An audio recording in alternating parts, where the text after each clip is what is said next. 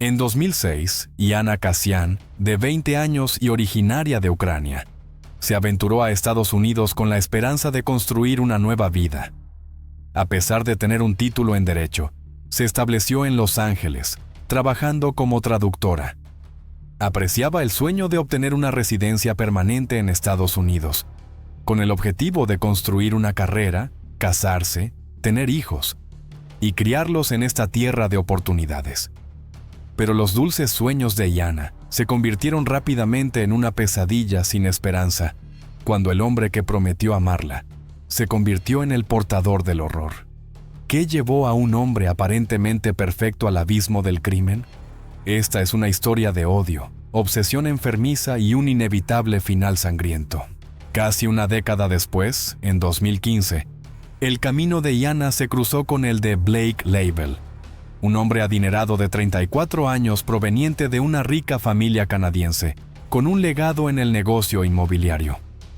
Aunque Blake creció en un entorno familiar acomodado en Toronto, su relación con su familia estaba cargada de tensión. A menudo se sentía eclipsado por su hermano mayor Cody, quien estaba activamente involucrado en los negocios inmobiliarios de la familia y poseía una compañía discográfica. La riqueza de la familia Label tiene una larga historia marcada por una gran prosperidad. Por parte de su madre, el abuelo de Blake estableció un floreciente imperio de fabricación de plásticos. Por parte de su padre, su abuelo fue un distinguido constructor en Toronto, lo que sumó a la riqueza de la familia. A pesar de su éxito financiero, la familia no estaba exenta de conflictos internos. Los padres de Blake se divorciaron, lo que resultó en que Cody viviera con su padre mientras que Blake residía con su madre. Un momento crucial ocurrió en 2011 con el fallecimiento de su madre. Este evento desencadenó una batalla legal polémica entre los dos hermanos por la sustancial herencia multimillonaria de ella. La batalla subsiguiente por el patrimonio de su madre de $12 millones en 2011 solo profundizó la brecha, con Blake recibiendo menos de la mitad, tensando su relación con su padre. A raíz de estos conflictos familiares, Blake se trasladó a Hollywood en 2011, buscando una carrera en dirección y producción, a pesar de que algunos lo veían simplemente como un heredero adinerado. Otros destacaron su auténtico compromiso y diligencia.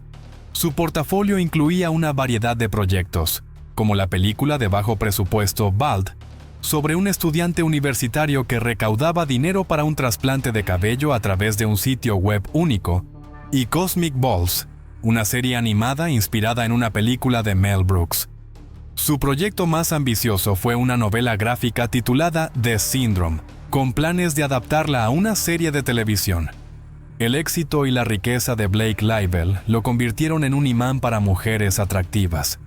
En 2006, conoció a Amanda Brown, una modelo, y su relación avanzó rápidamente hacia el matrimonio. La pareja se estableció en una lujosa residencia en Beverly Hills, un entorno que se ajustaba a la inclinación de Amanda por las fiestas. A menudo, ella lo animaba a acompañarla en reuniones sociales, pero Blake tendía a ser introvertido, prefiriendo las noches tranquilas en casa y entregándose a su colección de cómics. La dinámica de su relación cambió con el nacimiento de su hijo en 2015. Un cambio más dramático ocurrió en 2017, cuando Amanda quedó embarazada nuevamente. En ese momento, Blake decidió que necesitaban romper, ya que había comenzado una nueva relación con Yana Kasyan. Confidenció a Yana, una mujer ucraniana, sobre la desintegración de su matrimonio. Esta revelación marcó el inicio de un apasionado romance entre Blake e Yana. Su relación estuvo marcada por viajes, cenas elegantes y regalos lujosos, incluido un costoso Mercedes para Yana. La pareja finalmente decidió convivir en un apartamento en West Hollywood. No pasó mucho tiempo antes de que Yana descubriera que estaba esperando un hijo. Blake la tranquilizó persistentemente, asegurándole que su divorcio estaba cerca de concluir y prometiéndole un futuro juntos. En un paso significativo, le propuso matrimonio a Yana, llenándola de inmensa felicidad. La madre de Yana, Olga Kasyan, viajó desde Ucrania a Estados Unidos para conocer al hombre que planeaba convertirse en el esposo de su hija. La visita de Olga también sirvió para ayudar a Yana durante su embarazo y con los preparativos para la llegada del nuevo miembro de la familia. Con la propuesta de matrimonio de Blake, la vida de Yana parecía estar en un camino lleno de esperanza y alegría, anticipando el matrimonio y la expansión de su familia. El nacimiento de su hija, Diana, marcó un momento de alegría para la pareja, aparentemente consolidando su vínculo. Blake mostró un afecto y cuidado renovados hacia Yana, llamándola cariñosamente en ruso como «mi amor». Desafortunadamente, esta fase idílica fue ensombrecida por las crecientes ansiedades de Blake sobre su estabilidad financiera.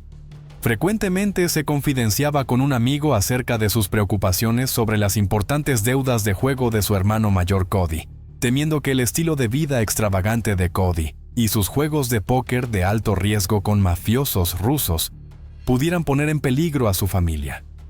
Las preocupaciones de Blake sobre las posibles amenazas del submundo del juego pesaban mucho en su vida. Mientras aún estaba legalmente casado con Amanda, Blake convivía con Yana, ahora madre de su hija. Para complicar las cosas, mantenía una relación clandestina con Constance Bukafuri, que residía en una casa de su propiedad, ubicada a casi 3 kilómetros de su hogar con Yana. A mediados de mayo de 2016, la situación tomó un giro dramático cuando Constance acusó a Blake de agresión en su residencia. Tras su arresto y posterior detención, la vida aparentemente perfecta de Blake con Yana comenzó a desmoronarse. Aunque fue liberado posteriormente, el incidente tensó significativamente su relación. A pesar de estas dificultades, Yana se mantuvo firme en su decisión de preservar su relación con él, pidiendo a su madre, Olga Kasyan, que se mudara con la bebé Diana para mantener su relación con Blake. Blake luego alquiló un lugar para ellos a 2 millas de su propio hogar. Yana, habiendo dejado a su hija con su madre, se dedicó a salvar su relación. Lamentablemente, el interés de Blake en Diana desapareció. Comenzó a exigirle intimidad, incluso amenazando con dejarla por otra mujer. Esto era imposible debido a su recuperación de una cesárea. El dominio de Blake sobre Yana se intensificó y a menudo le daba órdenes. Olga Kasyan imploró a Yana que dejara a Blake y se uniera a ella y a Diana. El 23 de mayo de 2016, Yana estaba de compras con su madre. Olga, a mitad de camino, comenzó a recibir mensajes de Blake, y su expresión cambió abruptamente. Yana mencionó que necesitaba ver a Blake con urgencia y se fue apresuradamente. Al día siguiente, los intentos de Olga por contactar a Yana fueron en vano. Cada vez más ansiosa, sentía que algo andaba mal. Intentó llamar a su hija 6 veces sin éxito. Frente al dilema de dejar a Diana, quien estaba dormida sin nadie que la cuidara, Olga sintió que debía actuar. En su desesperación, contactó a la policía.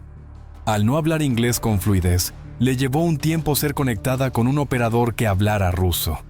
Olga explicó su incapacidad para contactar a su hija, pero a pesar de su súplica, no hubo una respuesta inmediata de la policía. A la mañana siguiente, Olga y una amiga tomaron un taxi hacia la residencia donde vivían Yana Kasyan y Blake Label. Al acercarse al complejo residencial cerrado, dieron varias vueltas alrededor del edificio y finalmente vieron a Blake parado junto a una ventana. Aprovechando la oportunidad cuando un residente salió, se colaron en el complejo. A pesar de sus persistentes llamadas y timbres en el apartamento de Label en el 3er piso, no hubo respuesta. En desesperación, Olga volvió a llamar al 911, suplicando ayuda. La policía llegó rápidamente, pero se vio limitada por el protocolo debido a la falta de signos audibles de angustia desde dentro del apartamento. No pudieron ingresar por la fuerza, así que intentaron contactar a Blake por teléfono, dejando un mensaje de voz. Hola, este mensaje es para Blake Label. Somos la estación del sheriff de West Hollywood. Necesitamos hablar con usted de inmediato. A pesar de sus esfuerzos, no hubo respuesta. Después de varias horas de espera, los oficiales se fueron a regañadientes. Olga, dividida entre su preocupación y la necesidad de cuidar a Diana, quien estaba con una amiga a 2 millas de distancia, se sintió impotente. A la mañana siguiente, jueves, regresó e imploró a la policía entre lágrimas. Reconociendo la urgencia, especialmente dado el reciente parto de Iana, la policía decidió entrar en el apartamento. Le ordenaron a Olga que esperara afuera. Descendiendo a la acera, observó ansiosamente cómo los oficiales obtenían las llaves del administrador del edificio. Enfrentados a cerraduras adicionales en la puerta de Blake, se vieron obligados a derribarla. Una vez dentro, lo llamaron repetidamente, pero el silencio permaneció intacto. Al entrar, los policías fueron inmediatamente impactados por el caos en el pasillo. Las puertas de ambos dormitorios estaban cerradas con llave y obstruidas. Al quitar la puerta del dormitorio de invitados por la fuerza, se encontraron con la aterradora vista de manchas de sangre. Las llamadas para Blake no obtuvieron respuesta. El dormitorio principal presentó un nuevo desafío. Su puerta estaba barricada con colchones. Mientras los oficiales trabajaban para abrirla, los colchones comenzaron a caerles desde dentro. Blake gritó su negativa a salir, insistiendo en que Iana no estaba presente. Se necesitó una llamada de un amigo para persuadirlo de que abandonara la habitación. Cuando finalmente salió, estaba vestido solo con ropa interior. Para ese momento, habían llegado los detectives y se encontraron con una cabecera manchada de sangre en el dormitorio de invitados y una gran mancha parcialmente limpiada en la pared. Su espantosa búsqueda continuó al encontrar a Iana sin vida. Su cuerpo estaba cubierto hasta la barbilla con una manta de Mickey Mouse. La extensión de sus heridas era horrible. Le habían quitado el cuero cabelludo, lo que la dejaba con un aspecto inquietantemente pálido, indicativo de un acto profundamente sádico. Blake presentaba signos físicos del encuentro. Su rostro estaba desfigurado por arañazos y moretones, y una marca de mordedura adornaba su brazo, evidencia de la lucha desesperada de Iana. En el bolsillo de sus pantalones estaba su pasaporte y una importante suma de dinero. Los detectives supusieron que el plan probable de Blake era deshacerse de Iana, borrar las pruebas del apartamento y huir a su Canadá natal. Blake Label fue detenido y esposado, y en ese momento, Olga expuso sus conclusiones. Al presenciar cómo lo escoltaban hacia la salida, rompió a llorar. Sus peores temores se confirmaron cuando le dijeron que Iana había fallecido.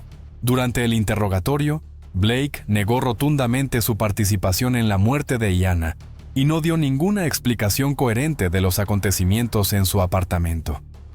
Su críptica mención, "La ciencia te dirá quién lo hizo", se sumó al misterio. Los expertos forenses examinaron meticulosamente la escena del crimen, revelando que se habían hecho esfuerzos para ocultar las pruebas de sangre.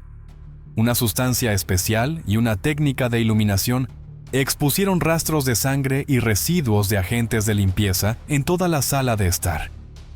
Si bien las manchas de sangre inicialmente solo eran visibles en la cama, este método reveló que todo el piso estaba salpicado de pistas. El baño también fue examinado minuciosamente, lo que llevó a los detectives a concluir que el crimen fue prolongado y ocurrió en varias partes del apartamento. Iana había soportado alrededor de 8 horas de agonía, lo que resultó en una pérdida de sangre casi total, lo que explica su apariencia pálida al momento del descubrimiento, a pesar de los amplios esfuerzos de Blake por borrar todas las pruebas utilizando agentes de limpieza. En el apartamento faltaban objetos cruciales, como la ropa de cama y la ropa de Iana. La policía, al revisar los contenedores de basura, descubrió una manta con una huella de mano, notablemente con una parte del dedo meñique faltante. Este detalle coincidía con la parte faltante del meñique derecho de Blake, implicándolo de manera concluyente en la trágica suerte de Iana. Sin otros sospechosos y sin conexión con la mafia rusa o conocidos celosos de Blake, las pruebas apuntaban únicamente a él. Se detectó una traza de sustancias ilegales en la sangre de Blake. Pero la pregunta fundamental seguía siendo: ¿por qué le hizo daño a Iana? Los detectives investigaron en busca de un motivo. Durante el interrogatorio, Blake admitió su falta de atractivo para las mujeres, sugiriendo que su riqueza era la clave para sus numerosos encuentros románticos, emergiendo la teoría de que la negativa de la víctima a la intimidad podría haber desencadenado su incapacidad para enfrentar el rechazo. En su búsqueda por entender el pasado de Blake, los investigadores buscaron a quienes lo habían conocido desde sus primeros años. Entrevistaron a su familia, compañeros de clase, maestros, esposa, amante y amigos, pero ninguno estaba dispuesto a hablar públicamente sobre Blake. Todos parecían incapaces de reconciliar al hombre que conocían con el crimen atroz del que se le acusaba. Un psicólogo forense intervino, descartando la locura. Sugirió que la crianza de Blake en una familia adinerada, con una relación tensa padre-hijo, había fomentado una necesidad profunda de control, especialmente sobre las mujeres. Estaba acostumbrado a obtener lo que deseaba y albergaba fantasías oscuras y ocultas. El psicólogo postuló que una altercación intensa con Iana pudo haber desatado estos deseos reprimidos. Al examinar la novela gráfica de Blake, Syndrome, la policía se enfrentó a escalofriantes paralelismos. La portada, inquietantemente, mostraba una muñeca con el cuero cabelludo conspicuamente ausente. Al profundizar en la novela, descubrieron una serie de elementos perturbadores. Estos hallazgos sugirieron una sombría realidad en la que Blake aparentemente había trasladado los temas macabros de su mundo ficticio a los trágicos eventos que se desarrollaron en la vida real. En febrero de 2018, la familia Cassian logró una victoria legal significativa al ganar una demanda civil contra Blake Label. El tribunal ordenó a Blake compensar a Olga y Diana Cassian con $42 millones. Avanzando hasta junio de 2018, 2 años después del desgarrador incidente, Blake Label fue llevado ante el tribunal. Las imágenes de vigilancia revelaron que, el día de los trágicos eventos, Blake tuvo la presencia de ánimo para ordenar la entrega de comida no una, sino 2 veces. Los repartidores, ajenos al horror en curso, no notaron nada fuera de lo común, aunque Iana ya estaba en peligro. El espantoso crimen se extendió por aproximadamente 7 u 8 horas, un periodo durante el cual tuvo suficiente oportunidad para detener sus acciones, pero eligió no hacerlo. Cody Label, el hermano de Blake, estuvo presente en cada audiencia judicial, manteniendo silencio y declinando cualquier interacción con los medios. La defensa de Blake intentó una estrategia inusual, argumentando que la novela gráfica Syndrome era obra de autores contratados, no de Blake, y que eran estos autores quienes habían dado vida a la narrativa de la novela. A pesar de estos alegatos, el tribunal encontró a Blake Label inequívocamente culpable de los crímenes cometidos contra su pareja, Iana Cassian. Fue condenado a cadena perpetua sin posibilidad de libertad condicional, sellando su destino dentro de los muros de prisión. Olga Cassian guarda un profundo arrepentimiento por no haber podido forzar la entrada el día en que la policía llegó inicialmente. Se atormenta por la posibilidad de que su hija, Iana, podría haber sido salvada. Cuando se dictó el veredicto, Diana, la hija de Iana y Blake, tenía apenas 2 años. Hasta la fecha, la familia Label no ha proporcionado ningún apoyo financiero para la pequeña.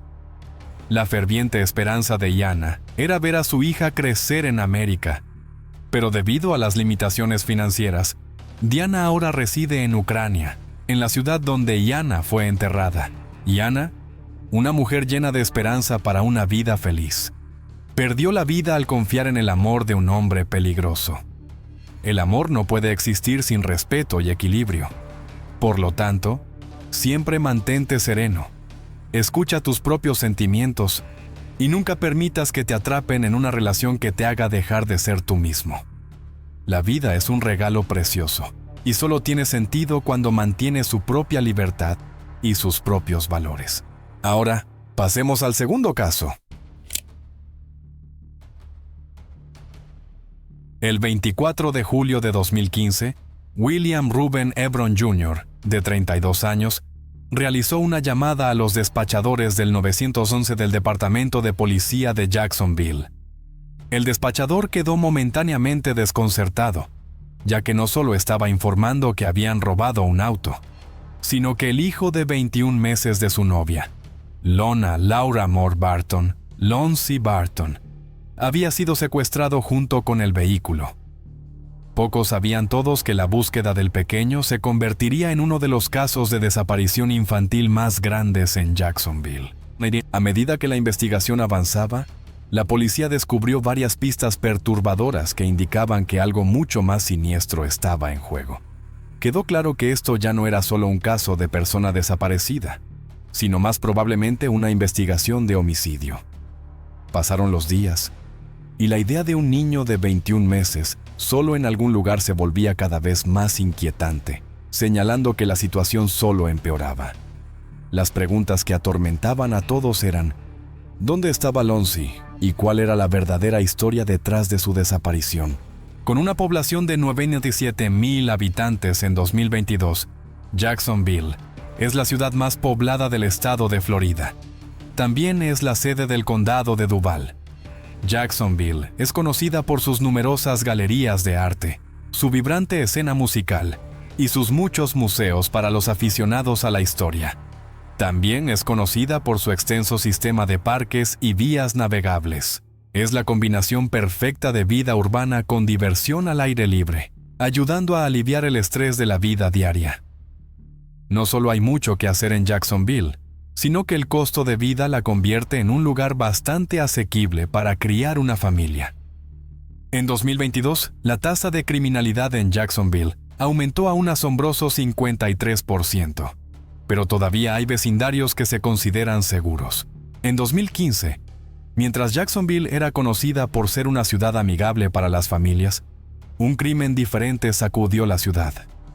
A las 12:00 a.m. del viernes 24 de julio de 2015, los despachadores del 911 recibieron una llamada de William Reuben Ebron Jr., quien informó que su Honda Civic 1995 de color naranja brillante y negro había sido robado de su complejo de apartamentos Ravenwood. La situación tomó un giro más oscuro cuando Ebron reveló que el hijo de su novia, Barton, estaba en el asiento trasero del auto en ese momento. Ebron explicó al despachador que había intentado perseguir el auto pero no pudo alcanzarlo. La policía llegó al complejo de apartamentos Ravenwood poco después.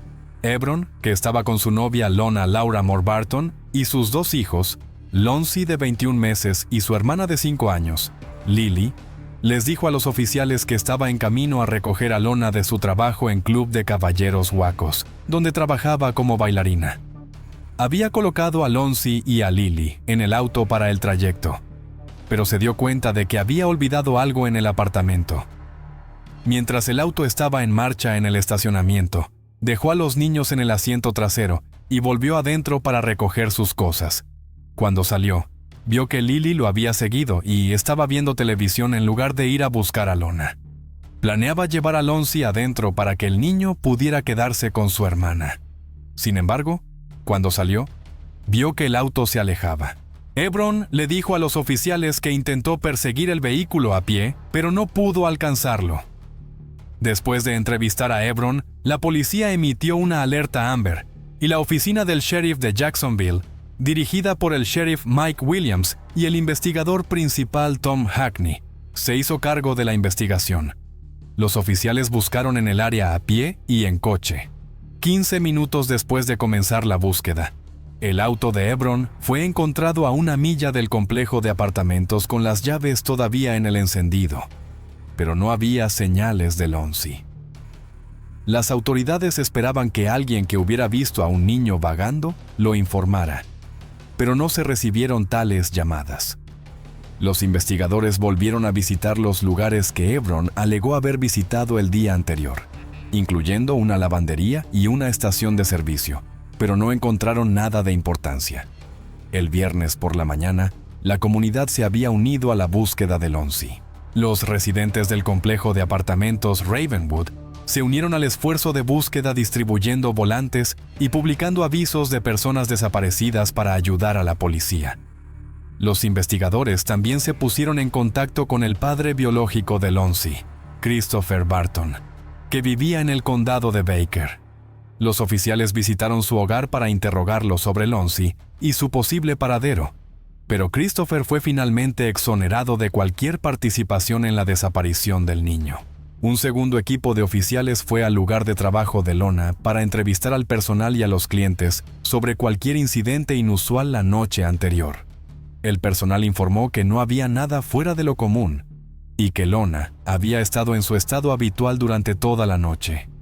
A pesar de esto, la policía seguía siendo sospechosa de Hebron, especialmente el investigador Tom Hackney, quien quería examinar a fondo al hombre encargado de cuidar a los niños.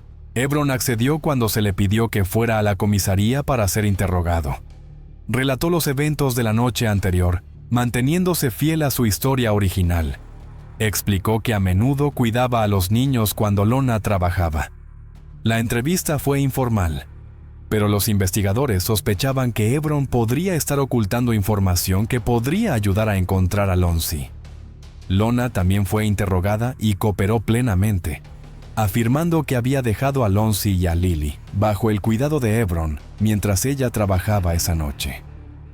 Ella vio a su hijo por última vez a las 8:30 p.m., antes de irse a trabajar, y parecía estar de buen ánimo. Después de que se le permitió a Lona salir de la estación debido a la falta de información adicional, pasó algún tiempo con Hebron antes de su siguiente ronda de interrogatorio.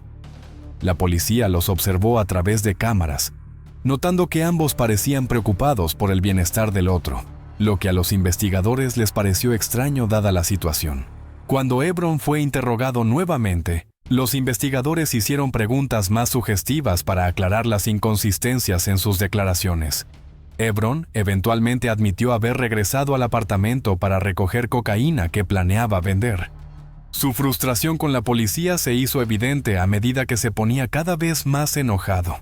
Hebron exigió saber si se le estaba considerando un sospechoso, pero como no había evidencia física que lo vinculara con la desaparición de Lonzi, la policía lo acusó en cambio de negligencia infantil, por haber dejado a Lonzi y a Lily en el auto en marcha mientras él iba a buscar drogas. En consecuencia, Hebron fue detenido en la cárcel del condado. Mientras estaba tras las rejas, la policía investigó su historial personal y descubrió un preocupante pasado criminal. Encontraron varios documentos judiciales del condado de Duval que databan de 2005, que incluían cargos de robo a mano armada y agresión interpuestos por su exnovia. Hebron también había recibido libertad condicional por un cargo de robo de auto. Según los documentos judiciales, Hebron fue acusado de dañar a su exnovia y a su hijo después de que la agrediera violentamente mientras ella estaba embarazada. También se le había acusado de acosar a su exnovia y de atacar a una de sus hermanas, lo que llevó a que la hermana fuera hospitalizada. Además, Hebron había amenazado con dispararle a la sobrina de 12 años de su exnovia y tenía un cargo de drogas pendiente del condado de Baker. También se presentaron nuevos cargos contra Hebron por parte de su exnovia, quien alegó que la agredió en el apartamento que compartía con Lona y sus hijos el 1 de julio de 2015, mientras ella recogía a los niños de los que compartían la custodia. Esto ocurrió mientras los hijos de Lona estaban en la sala de estar. Estas acusaciones pintaron un panorama sombrío de Hebron, lo que llevó a la policía a preguntarse si había algo más en la desaparición de Lonzi que el relato de Hebron. A pesar de cuestionar la versión de los hechos de Hebron, la búsqueda de Lonzi continuó. Para el sábado, más de 100 oficiales de policía fueron desplegados para buscar en los parques y áreas boscosas circundantes, utilizando sabuesos y otros perros. Se realizaron búsquedas en helicóptero sobre regiones densamente boscosas en y alrededor de Jacksonville. Lonzi, un niño rubio de ojos azules con una apariencia angelical, era el foco de desesperadas operaciones de búsqueda debido a su tumultuosa vida familiar. El domingo 28 de julio de 2015, el equipo de buceo de la policía comenzó a buscar en lagos y vías navegables en el área de Jacksonville. La policía creía que era posible que un niño de la edad de Lonzi hubiera podido vagar hacia uno de los cuerpos de agua cercanos sin supervisión adulta. Sin embargo, a medida que el fin de semana se extendía sin señales de Lonzi, Los esfuerzos de búsqueda se redujeron después de 10 días. La perspectiva de encontrar a Lonzi con vida comenzaba a parecer cada vez más sombría. La búsqueda comenzó temprano en la mañana del viernes, alrededor de las 2:20 a.m., con informes de robo de auto y secuestro, que desencadenaron esfuerzos en y alrededor del vecindario de Briarwood, donde se reportó el caso inicialmente. La investigación abarcó el período de tiempo desde la noche del jueves a las 8 p.m. hasta las 12:20 a.m. del viernes, cuando se hizo el reporte. La oficina del sheriff indicó que el caso había pasado de una investigación de persona desaparecida a una investigación de homicidio. Se emitió un comunicado público, instando a cualquier persona con información a presentarse, y se estableció un fondo, recaudando $1,800 como recompensa por información que condujera al descubrimiento de Lonzi. Sin embargo, el caso tomó un giro oscuro cuando surgieron pruebas clave.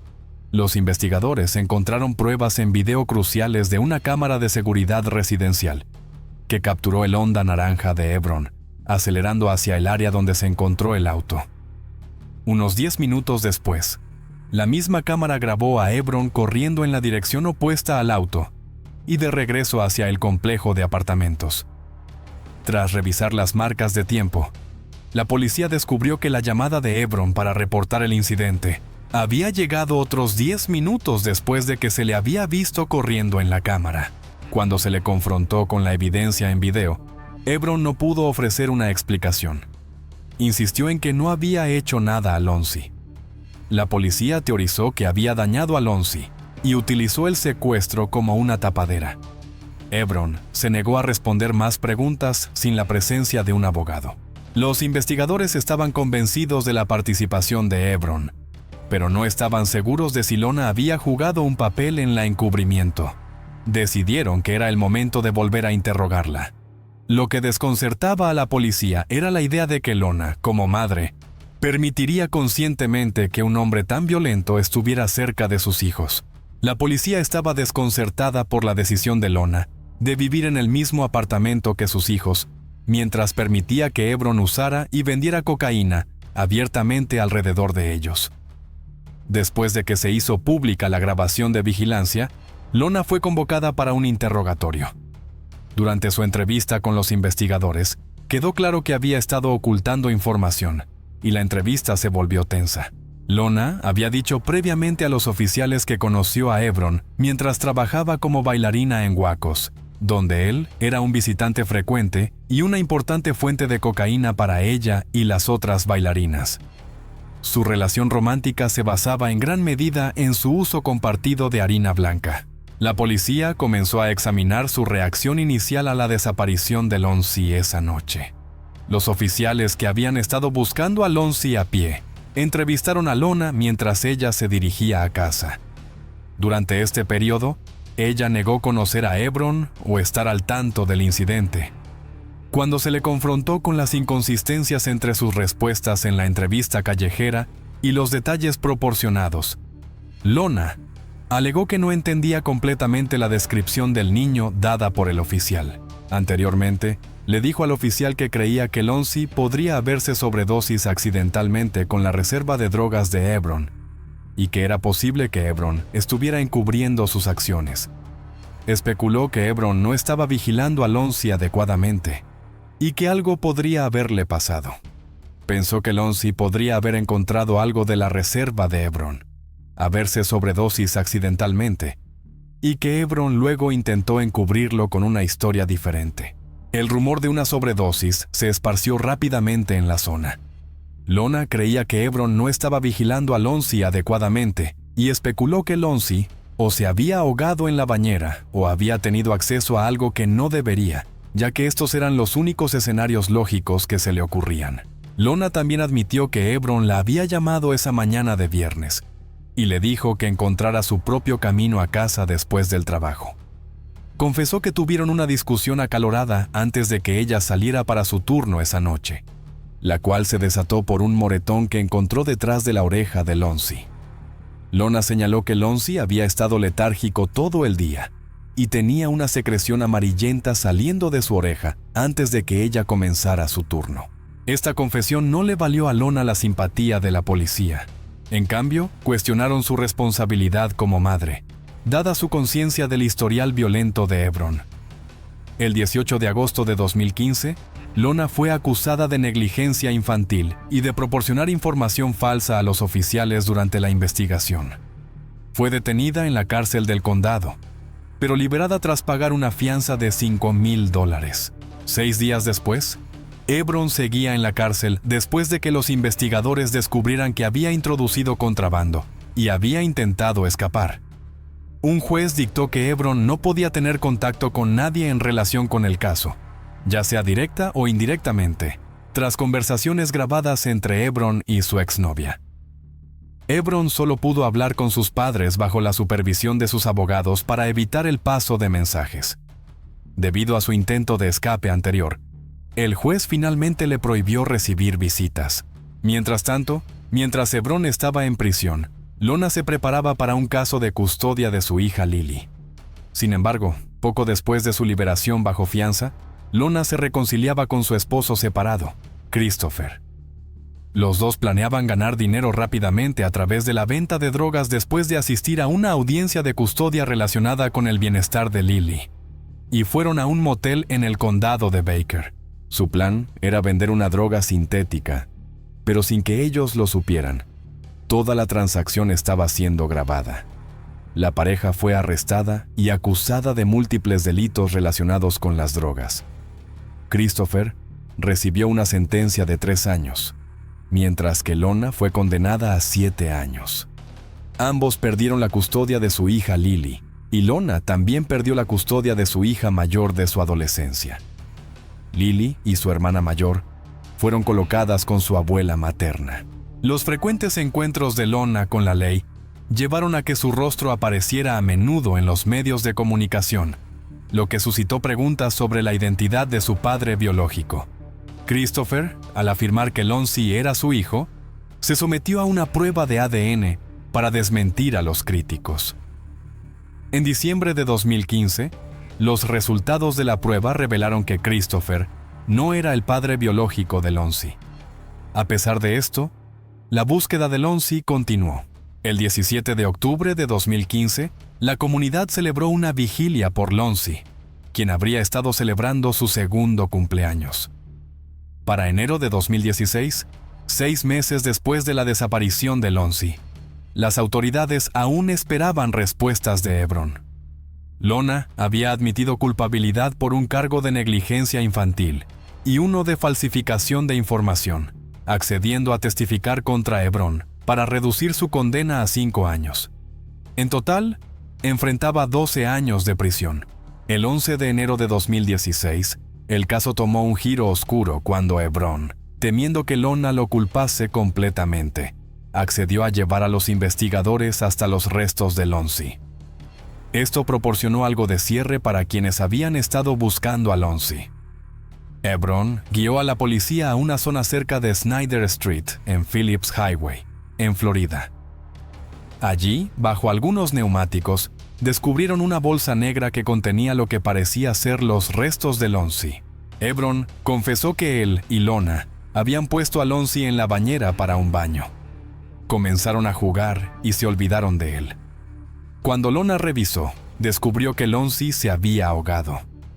En un estado de pánico, decidieron encubrir la muerte de Lonzy, enterrando su cuerpo en un lugar remoto y simulando un robo de auto. Lona iría a trabajar como de costumbre, mientras que Hebron se quedaba en casa para crear la falsa pista. Para despistar a los investigadores, Lona insistió en que no tenía participación en la muerte de Lonzy, alegando que él había sobredosis con las drogas que Hebron guardaba. La búsqueda de Lonzy terminó trágicamente cuando se descubrieron sus restos. Nacido el 27 de octubre de 2013, Lonzy no llegó a ver su segundo cumpleaños. Permaneció para siempre como un bebé en los corazones y las mentes de su madre y sus 2 hermanas mayores. La identidad de su padre biológico sigue siendo desconocida. A pesar del impacto de la tragedia, los investigadores necesitaban determinar la causa de la muerte de Lonzy. Sus restos esqueléticos fueron examinados, pero no fue concluyente si se ahogó o sufrió una sobredosis accidental de drogas. El médico forense confirmó que Lonzi tenía 8 fracturas por trauma contundente en su caja torácica y 2 fracturas en el cráneo que probablemente ocurrieron alrededor del momento de su muerte. Lonzi fue enterrado el 5 de abril de 2016 en el cementerio Turner, en Glen St. Mary, Florida.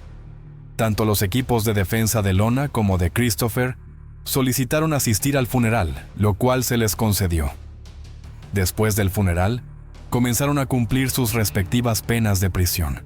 Hebron aceptó un acuerdo de culpabilidad con los fiscales y, posteriormente, llevó a los investigadores hasta los restos de Lonzi. Hebron fue acusado de homicidio involuntario agravado.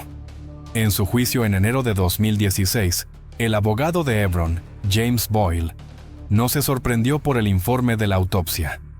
Boyle señaló que las declaraciones de Hebron sobre las lesiones de Lonzi, incluidas las fotografías de las mismas, indicaban que las lesiones habían sido causadas por otros. La fiscalía argumentó que Hebron era responsable de al menos algunas de las lesiones de Lonzi, dada su confesión de negligencia infantil, uso de drogas alrededor de menores, falsificación de información sobre la desaparición de Lonzi e intento de encubrir la muerte de Lonzi. El 5 de febrero de 2016, Hebron fue condenado a 20 años de prisión, sin posibilidad de libertad condicional. Reuben Hebron Sr., el padre de Hebron, habló con los medios de comunicación sobre lo que descubrió durante la investigación. Expresó su simpatía por la familia de Lonzi Barton y el dolor que habían soportado. Reuben estaba molesto con aquellos que debían proteger al niño, pero, en cambio, causaron más daño. También señaló que la corta vida de Lonzi estuvo marcada por el sufrimiento y que ahora está en un lugar mejor.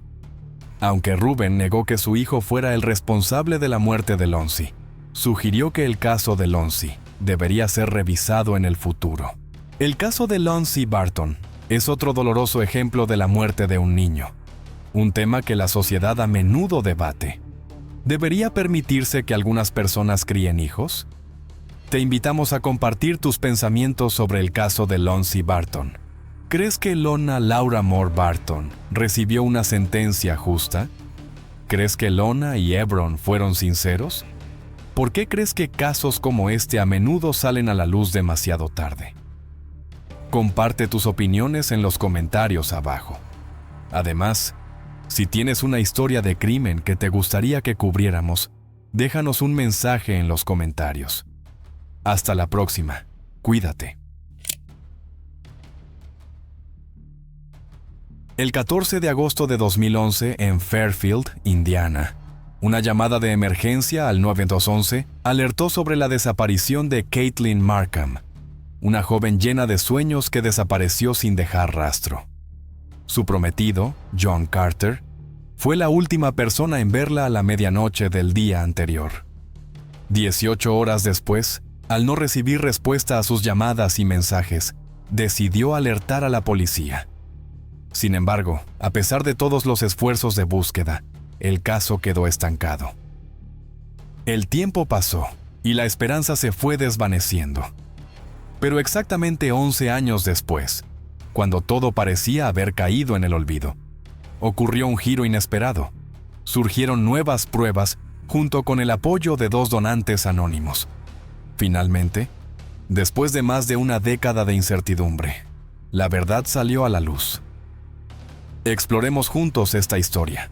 Antes de comenzar, queremos expresar nuestras condolencias a la víctima.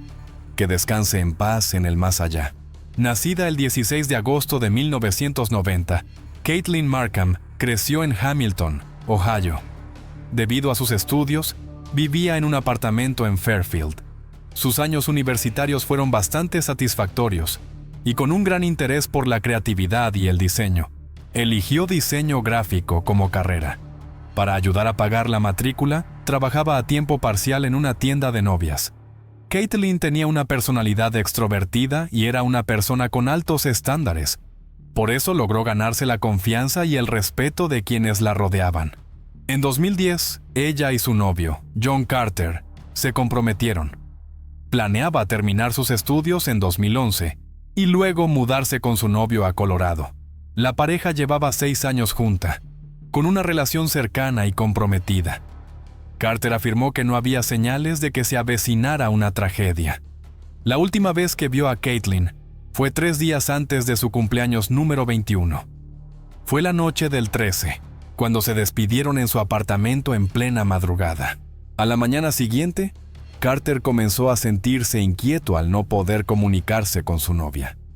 La preocupación se transformó rápidamente en un temor profundo, aunque no podía explicar por qué. Una sensación de que algo andaba mal lo llevó a llamar al padre de Caitlin, David. A pesar del pánico, logró mantener la compostura para decirle una sola cosa: Caitlin había desaparecido. Cuando David Markham se enteró de que su hija estaba desaparecida, se apresuró a ir a su apartamento. Para entonces, los detectives del Departamento de Policía de Fairfield ya habían comenzado la investigación. La detective Rebecca Owen presentó brevemente la situación al padre de Caitlin. Explicó que, tras entrar en el apartamento de la víctima, iniciaron una investigación exhaustiva. La agente examinó cuidadosamente cada rincón de la habitación. Observó que los objetos estaban relativamente organizados y que no había señales de lucha. La puerta principal y las ventanas no mostraban signos de entrada forzada. La puerta del dormitorio estaba cerrada, y al abrirla, todos notaron que el perro de Caitlin, Murphy, parecía muy inquieto. El padre le comentó a la detective que su hija nunca encerraba al perro en la habitación, ya que Murphy solía entrar y salir del baño para hacer sus necesidades. Por lo tanto, el hecho de que la puerta estuviera cerrada y el perro encerrado generó inmediatamente sospechas. Además, al observar la escena, la detective notó un detalle sospechoso en la cama de Caitlin. Su bolso y sus llaves estaban tirados descuidadamente en medio de las sábanas. Según Carter, la última vez que vio a su novia fue a medianoche, pero esto parecía poco razonable. Resultaba extraño, ya que, lógicamente, nadie dejaría sus llaves y su bolso tirados sobre la cama justo antes de irse a dormir. Esto se volvió aún más confuso cuando, a través de entrevistas con los familiares y amigos de Caitlin, la detective Owen descubrió que ella era un ejemplo de estilo de vida organizado.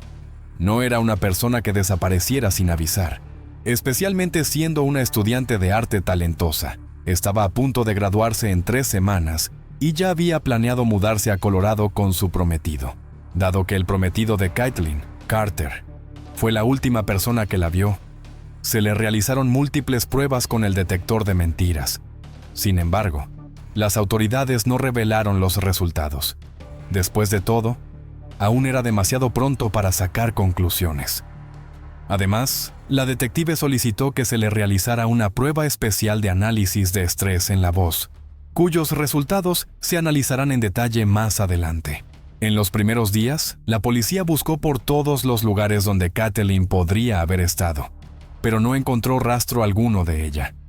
Con el paso del tiempo, la familia mantenía la esperanza, publicando avisos de persona desaparecida por todas partes y llamando a voluntarios para unirse a la búsqueda, pero todos los esfuerzos fueron en vano. Pasó más de un año sin ninguna pista, y entonces, justo cuando parecía que todos habían olvidado el caso, un descubrimiento fortuito volvió a llamar la atención del público. El 7 de abril de 2013, una pareja que se ganaba la vida reciclando chatarra descubrió un cráneo humano y dientes en un vertedero remoto del condado de Franklin, Indiana. Esto alertó inmediatamente a la policía, que comenzó a registrar la zona, encontrando finalmente más restos óseos humanos. Un agente, entrevistado en el lugar, afirmó que estaban casi seguros de que los huesos pertenecían a Caitlin, incluso antes de recibir la confirmación dental. Esto se debía a que los dientes que se veían en su fotografía coincidían con la forma de la mandíbula que había sido enviada para análisis. Efectivamente, los resultados confirmaron que los restos pertenecían a Caitlin, quien había estado desaparecida durante 20 meses. El lugar donde se hallaron los restos estaba en Indiana, pero claramente cerca de la frontera entre 2 estados, ya que se encontraba a solo 25 millas del apartamento de la víctima en Ohio. Aunque la desaparición de Caitlin fue clasificada inmediatamente como homicidio, el caso pareció estancarse debido a la naturaleza interestatal de la situación, y no se logró ningún avance. En 2014, 3 años después del inicio del caso de Caitlin, un benefactor anónimo decidió buscar justicia para ella. Se informó que una pareja de ancianos contribuyó con una gran suma de dinero para apoyar a la familia de Caitlin, con la esperanza de que pudieran ver justicia en vida. Con la llegada de los fondos, el padre de la víctima, David, contrató al detective privado Green para investigar el caso. Green comenzó su investigación revisando todos los registros relacionados con la desaparición, examinando cuidadosamente cada detalle. Durante ese proceso, prestó especial atención a una llamada al 911 realizada por el novio de Caitlin, Carter, y rápidamente notó una inconsistencia. En la llamada, el novio dijo que había visto el coche de Caitlin estacionado en el apartamento y que su cartera todavía estaba allí. Sin embargo, cuando se le preguntó si estaba en el lugar, respondió que iba en camino. Esta contradicción despertó las sospechas de Green, ya que, si no había estado en el apartamento, ¿cómo podía saber con certeza que el coche y la cartera seguían allí? Fue esta incoherencia la que convirtió una llamada aparentemente normal en una pista importante. Además, el detective Green señaló que, antes de llamar al 911, Carter había ido al supermercado. Si realmente estaba tan angustiado por la desaparición de su novia, como afirmaba durante la llamada, ¿por qué se detuvo en una tienda? ¿No debería una persona normal haber ido directamente al apartamento de su novia? Otro aspecto sospechoso de la llamada fue que, cuando el operador le preguntó si habían tenido una discusión, Carter respondió con firmeza: no. Sin embargo, la investigación del detective Green demostró que eso no era cierto. Una amiga cercana de Caitlin reveló que la pareja había tenido una acalorada discusión apenas 2 días antes de la desaparición. El abogado contratado por la familia de Caitlin también expresó dudas sobre la veracidad del hombre tras escuchar la llamada al 911. Green, ex bombero y socorrista, comentó que el tono de voz de una persona que llama al 911 suele reflejar pánico o una necesidad urgente de ayuda. Pero en este caso, Carter sonaba como si estuviera informando de un incidente, no como alguien que buscara ayuda. Eso hizo que la llamada resultara aún más extraña para quienes tienen experiencia en situaciones de emergencia. En la grabación, Carter dijo: y luego está el Festival del Sagrado Corazón justo en la calle, y hay muchas personas cuestionables allí. El abogado que escuchó este audio incluso señaló que Carter mencionó una fiesta que se celebraba al otro lado de la calle del apartamento, donde afirmaba que había muchas personas sospechosas. Dio a entender que las malas personas del carnaval podrían haber secuestrado a su novia. Green interpretó esto como un intento deliberado de este hombre de desviar la atención de la policía hacia una dirección específica. Según los informes, el análisis de estrés de voz de Carter arrojó un resultado incierto. La policía tampoco reveló los resultados de las 2 pruebas de polígrafo que se le realizaron después del incidente. Al fin y al cabo, Caitlin acababa de desaparecer, y revelar demasiada información en ese momento parecía prematuro. El detective privado Green continuó buscando pistas y descubrió que el lugar donde se encontró el cuerpo de Caitlin era en realidad un vertedero ilegal. Esto significaba que solo unas pocas personas conocían ese sitio. Luego, hizo un descubrimiento impactante. La familia de Carter vivía cerca del depósito de chatarra. Por supuesto, el detective no creía que eso fuera una coincidencia. Desde el pequeño sendero que conducía al vertedero, se podía ver una carretera principal, y esa carretera coincidía con la ruta que el sospechoso tomaba para volver a casa. La vida de Caitlin terminó en Ohio, pero su cuerpo fue arrojado en Indiana. Estas acciones sugerían que el criminal actuó con cuidado, meticulosidad y con la intención deliberada de dificultar la resolución del caso. El detective entonces centró su atención en un joven llamado Brad, quien había estado con Carter en el apartamento de Caitlin la noche en que ella desapareció. El problema era que Brad había salido del apartamento antes que Carter. Tras una investigación más profunda, Green descubrió que poco después de que la policía informara del hallazgo del cuerpo de Kathleen en 2013, Brad vendió rápidamente el coche que él mismo había llamado su tesoro. Era un sedán verde de 1997 y lo había utilizado para ir a la fiesta la noche del asesinato. El coche fue encontrado más tarde en Cincinnati, Ohio, donde los detectives realizaron una prueba con luminol. Los resultados mostraron una reacción de sangre en el maletero. A pesar de ello, debido a que las pruebas se realizaron 4 años después del incidente, Green cree que el coche había sido limpiado minuciosamente con detergentes fuertes. Estas sustancias podrían haber dañado seriamente la estructura del ADN presente en la sangre.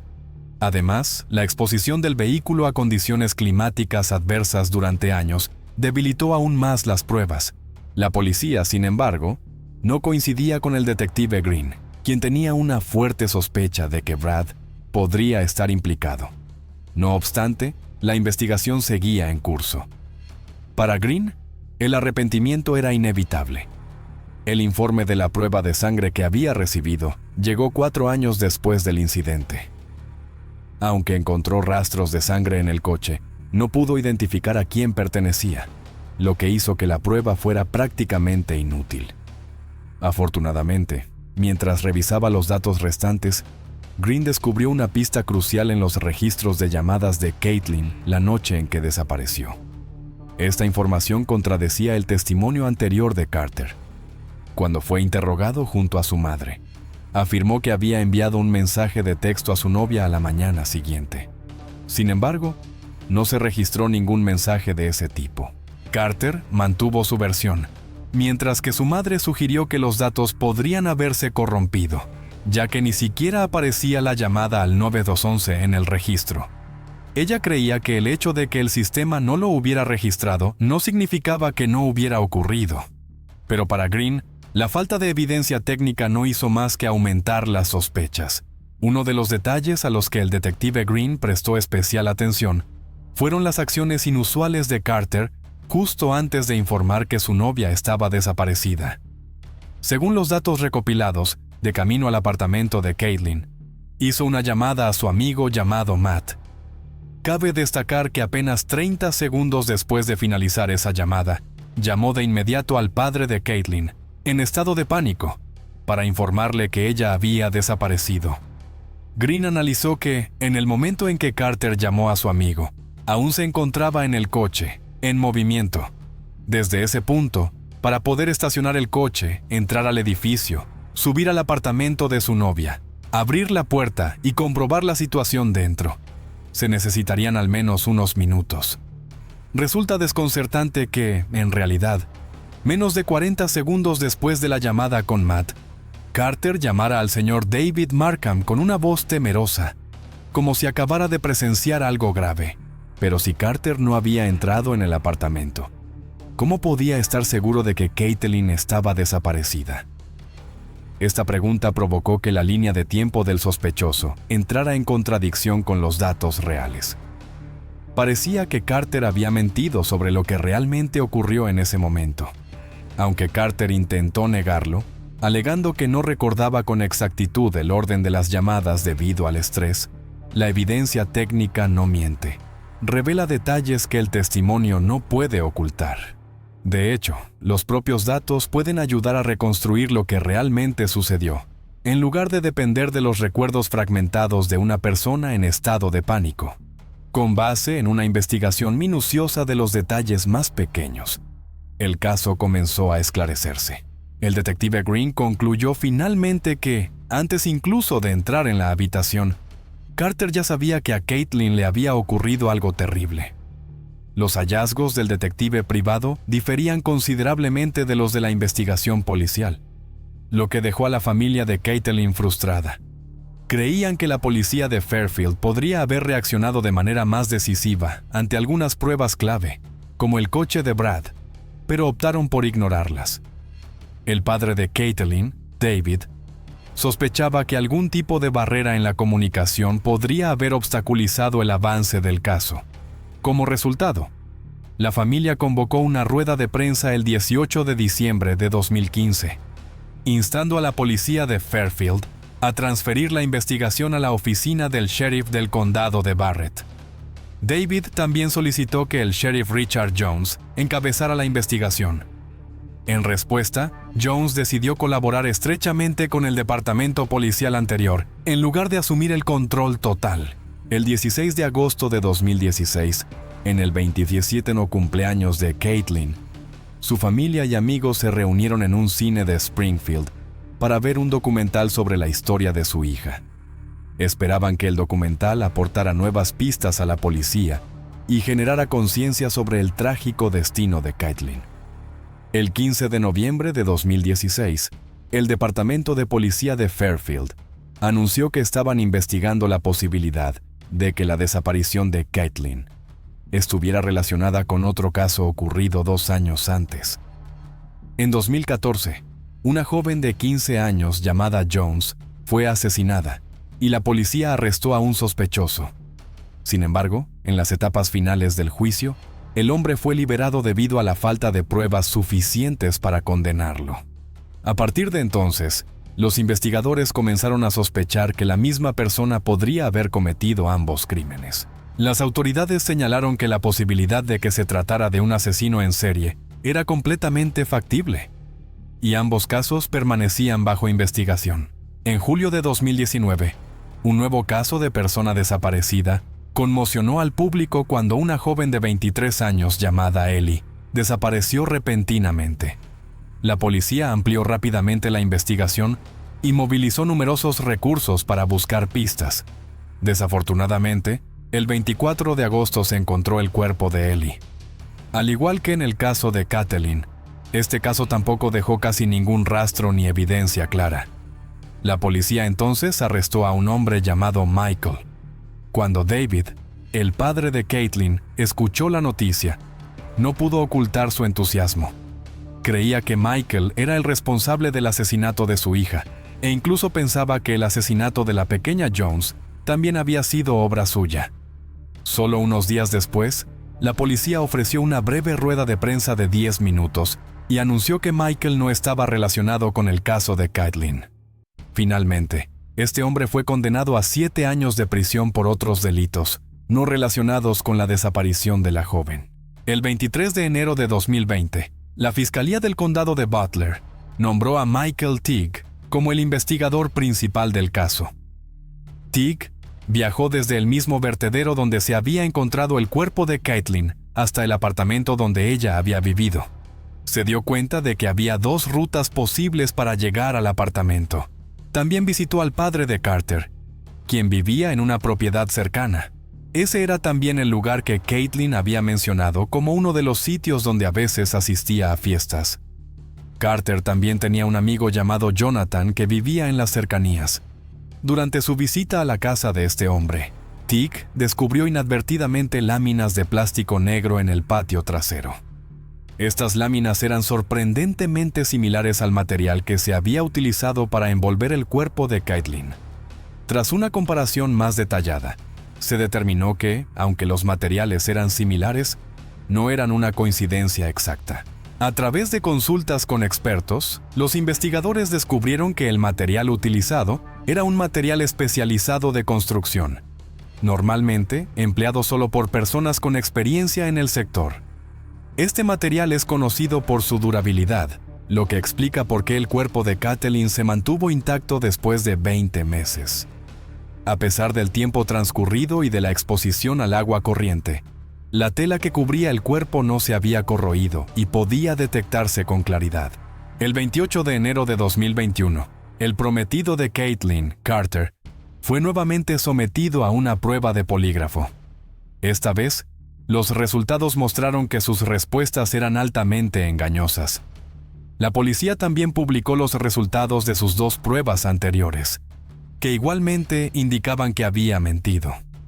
Los días 29 y 30 de marzo de 2022, los investigadores entrevistaron a 2 adolescentes que eran vecinos de Caitlin. La noche en que la víctima desapareció, los 2 chicos se escaparon de casa para asistir a un carnaval en la iglesia de Saint Sing. Dijeron que pasaron frente al apartamento de Caitlin y vieron 2 coches estacionados allí. uno de los cuales era el Ford rojo de Carter. Recordaban haber visto cómo el Ford rojo apagaba los faros alrededor de las 2 de la madrugada, entraba por la entrada del garaje y luego accedía al interior. Una vez dentro, el motor se apagó y el coche permaneció allí durante un tiempo antes de marcharse.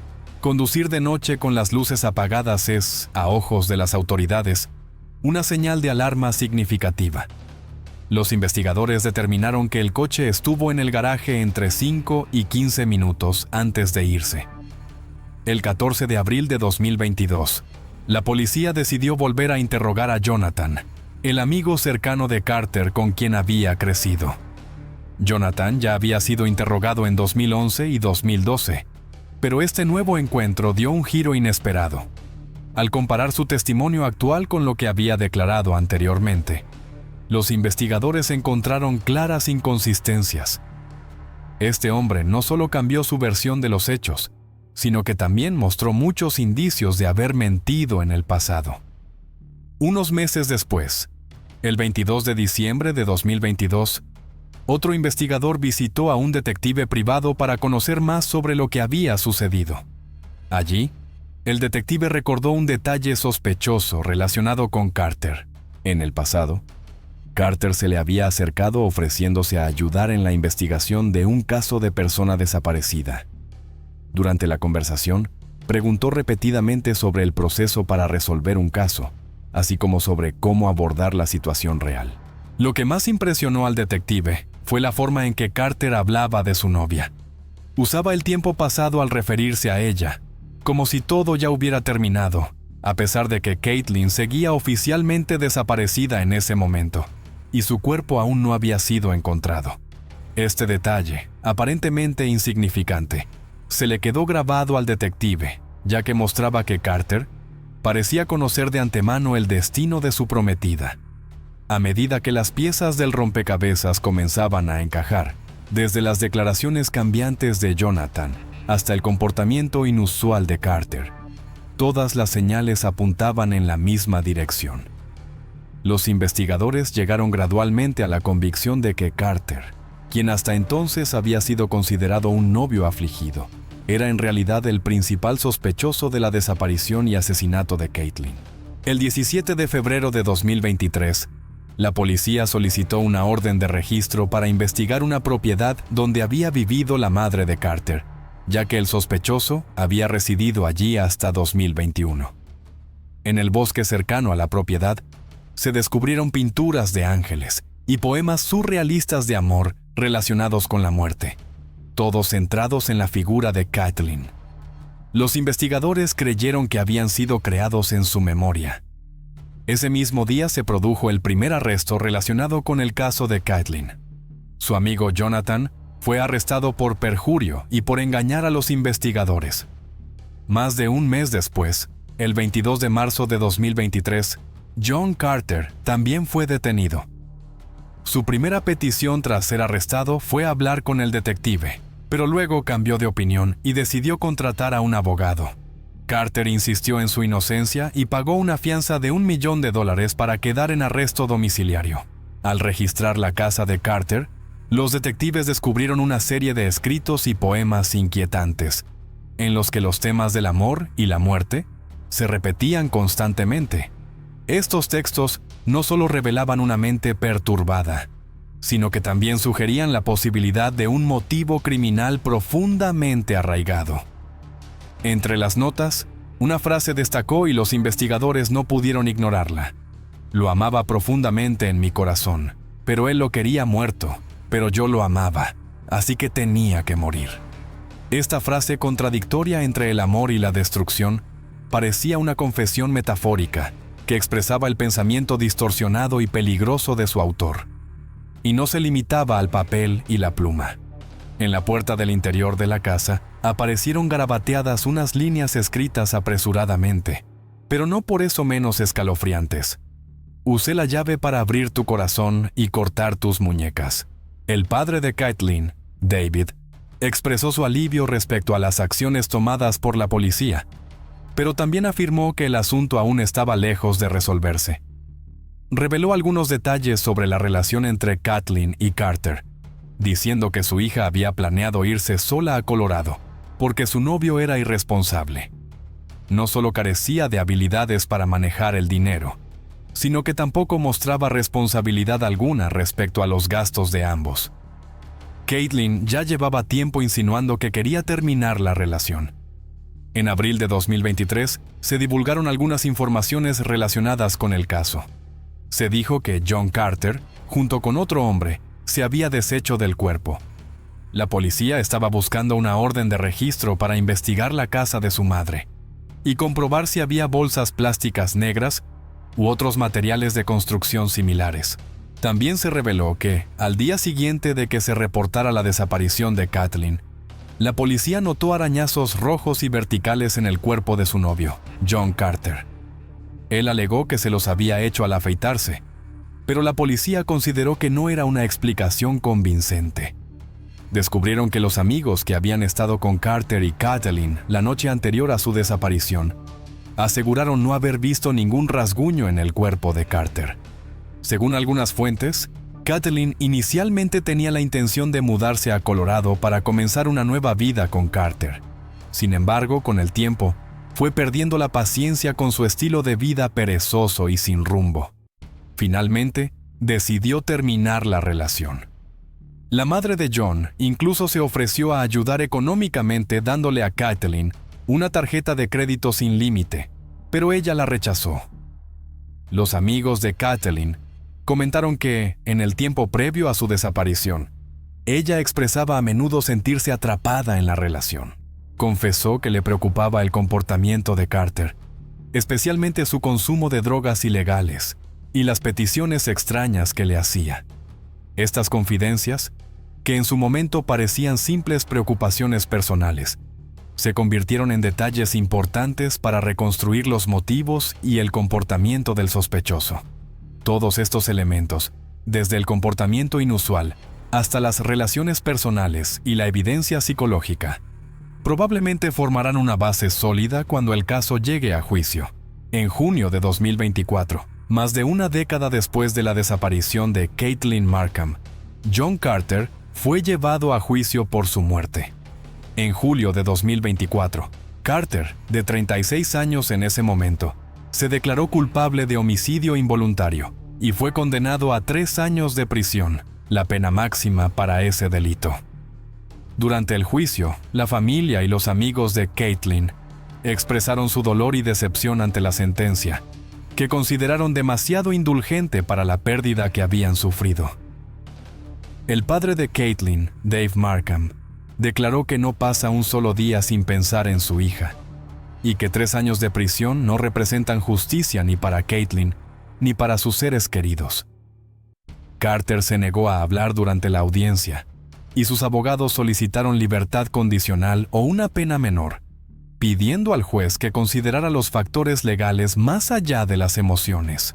Sin embargo, el juez Daniel Haughey determinó que Carter no mostró un verdadero arrepentimiento y no ofreció ninguna explicación por sus acciones, lo que llevó a la decisión de imponer la pena máxima.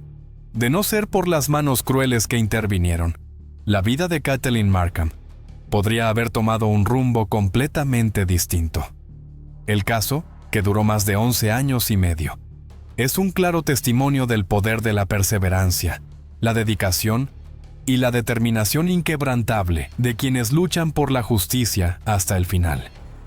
Aunque el veredicto final no puede borrar el dolor de la pérdida, sigue siendo un paso importante en el camino hacia la verdad. Para quienes se sienten atrapados, controlados o sospechan que el amor que reciben no es realmente sano, no guarden silencio. Escuchen su intuición, busquen ayuda, porque merecen una vida de seguridad, libertad y amor verdadero. Eso concluye el caso de hoy. ¿Qué crees que es lo más aterrador de este criminal? Y si tú estuvieras en una situación similar, ¿cómo reaccionarías? Me encantaría conocer tu opinión. Nos vemos en el próximo caso.